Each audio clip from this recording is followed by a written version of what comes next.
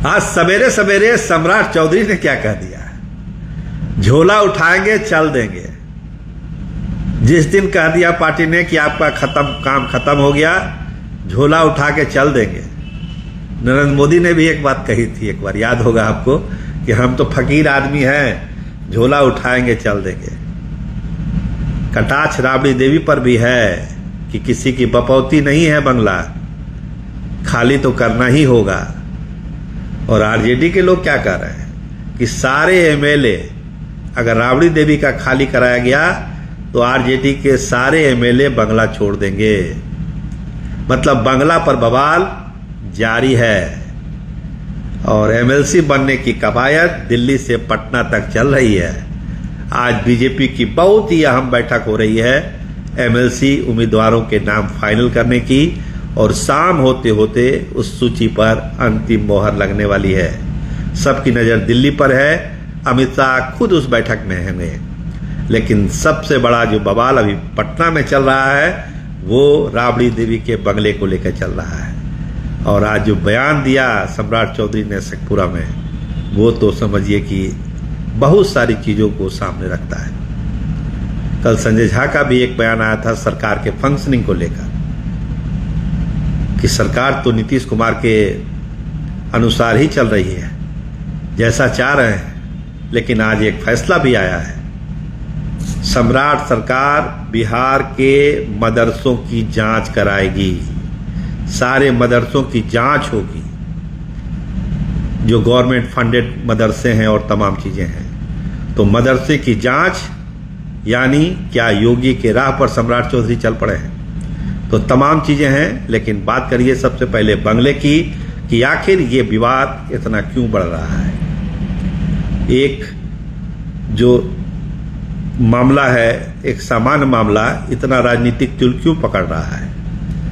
क्योंकि आरजेडी का साफ कहना है कि आप बंगला खाली कराने की बात तो करते हैं राबड़ी देवी की, लेकिन दूसरी तरफ ये नहीं देखते हैं कि इस तरह के कितने लोग हैं जो बिना ऑथराइजेशन के या बिना वो योग्यता हासिल किए हुए बंगला रखे हुए हैं, उनको कोई नोटिस नहीं जाता है। कल एक दो बंगलों पर लेसी सिंह ने सफाई भी दी, लेकिन एक लंबी लिस्ट है, लंबी फहरिस्त है बंगलों की, जिस पर सफाई सरकार को देनी पड़ेगी कि आखिर किस हैसियत से वो लोग उस बंगले पर हैं। वो सफाई आने के बाद एक मॉरल ग्राउंड बनेगा सरकार का कि भाई देखिए ये कारण है जिसके चलते इनको दिया गया है और आप उससे खाली कराया जा रहा है। तब फिर आरजेडी अपनी जो प्रतिक्रिया दे सो दे। क्योंकि पहले दिन भी जब हम लोग ये प्रोग्राम कर रहे थे, हमने कहा था कि एक ऐसा इशू है, राबड़ी देवी का बंगला एक इमोशनल इशू है जिसको आरजेडी पूरा भुनाना चाहेगी। जैसे आज ही बात आ गई कि जितने विधायक हैं आरजेडी के, वो सारे बंगले छोड़ देंगे अपना। हो सकता है कि ये दायरा महागठबंधन तक बढ़ जाए, जो दूसरी पार्टियां हैं कांग्रेस, आईपी गुप्ता वाली, वो लोग भी बंगला छोड़ दें विरोध स्वरूप। लेकिन आरजेडी के लोगों ने तो ये फैसला किया कि अगर राबड़ी देवी का होता है खाली तो हम लोग भी अपना बंगला छोड़ देंगे। लेकिन आज जो सम्राट चौधरी ने जो बात कही कि जिस दिन आदेश आ गया कि भाई सम्राट जी आपका काम खत्म हो गया बिहार में, 24 घंटे के अंदर झोला उठा के हम चले जाएंगे, ये लिख के लीजिए। ये बड़ा ऐलान सम्राट चौधरी ने किया। तो आखिर झोला उठाने वाली बात कहां से आ गई, काम खत्म होने वाली बात कहां से आ गई, इसके क्या मायने हैं, ये भी समझना पड़ेगा। बंगला विवाद तो है, अपनी तरफ चल रहा है। उन्होंने नीतीश कुमार का उदाहरण दिया सम्राट चौधरी ने, उनको तो कोई नोटिस नहीं गया था, लेकिन उन्होंने एक अन्य बार खाली कर दिया। हमने आगे लोक सेवक आवास लिखवा दिया।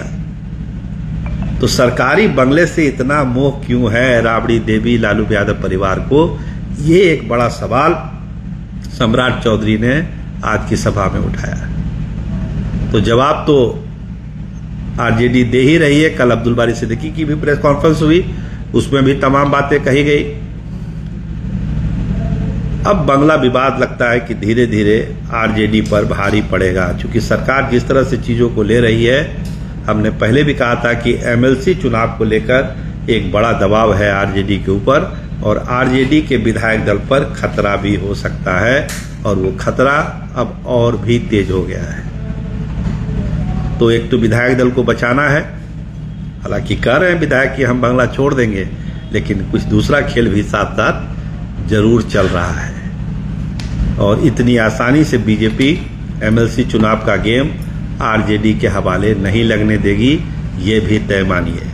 ये जो सामान्य गणित बैठाया जा रहा है कि 25 विधायक हैं तो एक एमएलसी की सीट मिल ही जाएगी आरजेडी को, इस पर थोड़ा सा रिकंसीडर करने की जरूरत है, पुनर्विचार करने की जरूरत है राजनीतिक विश्लेषकों को कि बीजेपी इतनी आसानी से वो सीट आरजेडी के खेमे में नहीं जाने देगी।